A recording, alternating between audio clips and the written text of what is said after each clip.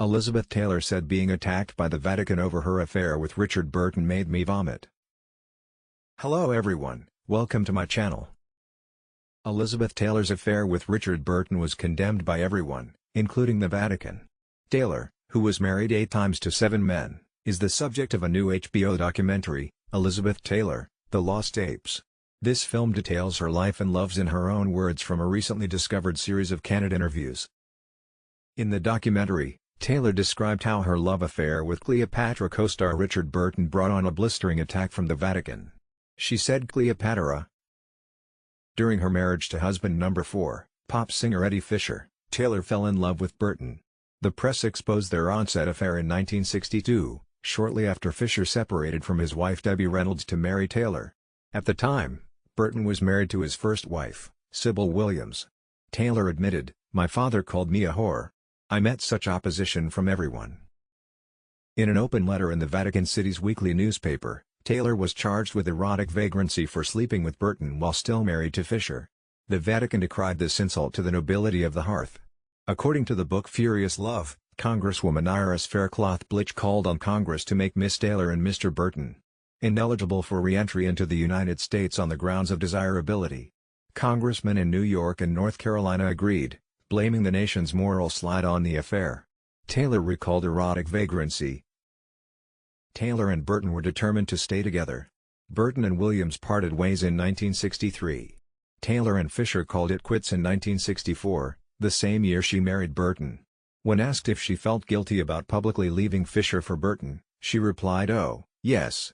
We both do, having inflicted such awful pain." When asked if she was worried about divine retribution for her actions, Taylor responded, "I think we must pay on this earth. We should do our penance now." Still, Taylor had no regrets. "I couldn't help loving him," she admitted. Divine retribution. Burton became husband number 5 from 1964 to 1974. He became husband number 6 when they rekindled their marriage in 1975, but they called it quits for good in 1976. After being discarded by Taylor, Fisher became the butt of comedians' jokes. He began relying on drugs to get through performances, and his bookings dwindled. He later said he had made and spent $20 million during his heyday, much of it going to gambling and drugs. Fisher attempted a full-scale comeback, but his old fans were turned off by the scandals, and the younger generation had moved on to rock music. The tour was unsuccessful. In his 1999 autobiography, Been There, Done That, Fisher called Reynolds self-centered, totally driven, insecure, untruthful, phony.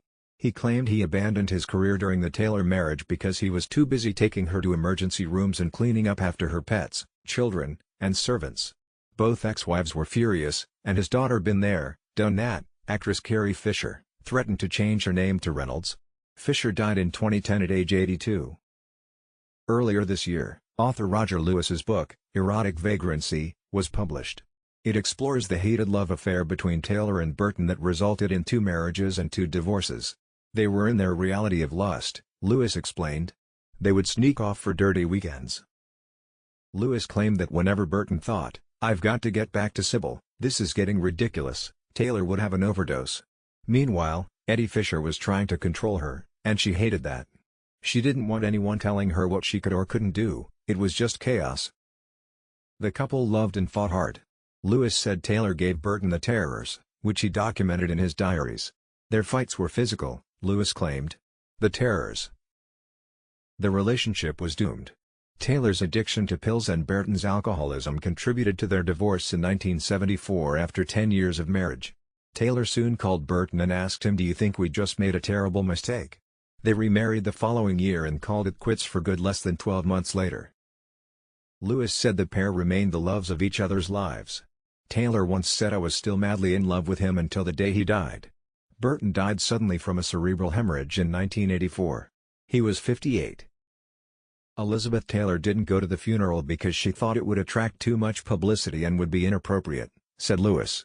Elizabeth Taylor didn't go to the funeral because she thought it would attract too much publicity and would be inappropriate. Taylor kept Burton's last letter, written to her 3 days before his